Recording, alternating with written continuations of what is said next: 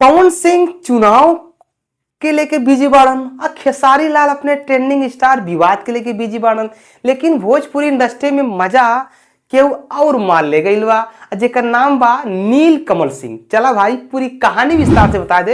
एक पहले अगर आप लोग हमारे यूट्यूब चैनल पर नया हुआ तो यार चैनल के सब्सक्राइब कर, अगर हमारे फेसबुक पे हुआ तो पेज के फॉलो करा। चला पूरी कहानी विस्तार से बता देथिला।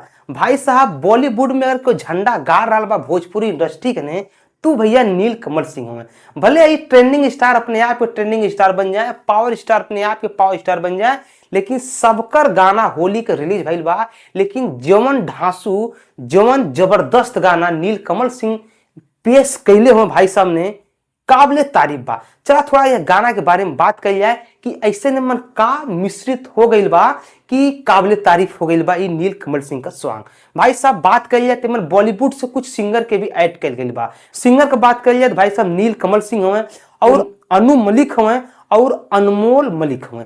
भाई साहब मन दूर बॉलीवुड का हुए, तीन सिंगर मिला के सॉन्ग के पूरा कल गई बा। और यह सॉन्ग का भाई साहब नाम एक बार सुला, आग लगा दी। आग लगा दी इस सॉन्ग का नाम बा। और आगे बा कि आंख मार के तूने आग लगा दी। भाई साहब मतलब कि गाना बोल बा कि आंख मार के तूने आग लगा दी। भाई साहब होली का ही बहुत जबरदस्त सॉन्ग बा। अब बात करिए भाई साहब मन हीरोइन मॉडल के बारे में, तो मॉडल भाई साहब आकांक्षा पुरी है। अरे वह आकांक्षा पुरी जो इनकी खेसारी लाल के साथ में जिमिया में हाई वाला सपटवा मारत को वायरल भइला, उहे आकांक्षा पुरी जेके लेके जगह जगह ट्रोल कैल गई खेसारी लाल के, वह आकांक्षा पुरी है। भाई साहब इस समय खेसारी लाल थोड़ा सा बिजी हुए और भी अदर हीरोइन के लेके, तो आकांक्षा पुरी इसमें नील कमल सिंह के साथ में है। फिलहाल में भाई साहब ये गाना टी सीरीज से आयल बा। हाँ, टी सीरीज यानी कि पूरे भारत के सबसे बड़ी म्यूजिक कंपनी बा, वह चैनल से वह कंपनी से गाना आयल बा जो गाना का नाम बा आग लगा। ये गाना मात्र एक दिन में 2 मिलियन क्रॉस हो गई बा।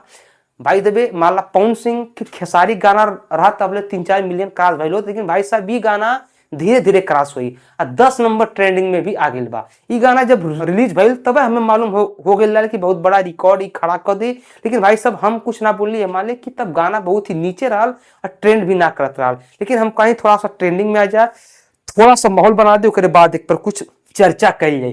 फिलहाल में भाई साहब ये नील कमल सिंह गाना बा, आप लोग जाके देखिए, बहुत ही जबरदस्त गाना बा। एकदम से इतना रुपया पर खर्चा कर बा ना जगह कौन हिसाबे ना बा।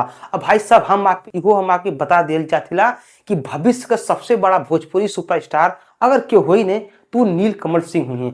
ये बात के लिए कि आप लोग का कल्चर हुआ नीचे कमेंट करा। अगर आप लोग हमारे यूट्यूब चैनल पर नया हुआ चैनल को सब्सक्राइब करा, वीडियो को लाइक करा। हम मिलते अगले वीडियो में, तब तक के लिए नमस्कार, बाय, प्रणाम, हर हर महादेव, जय श्री राम।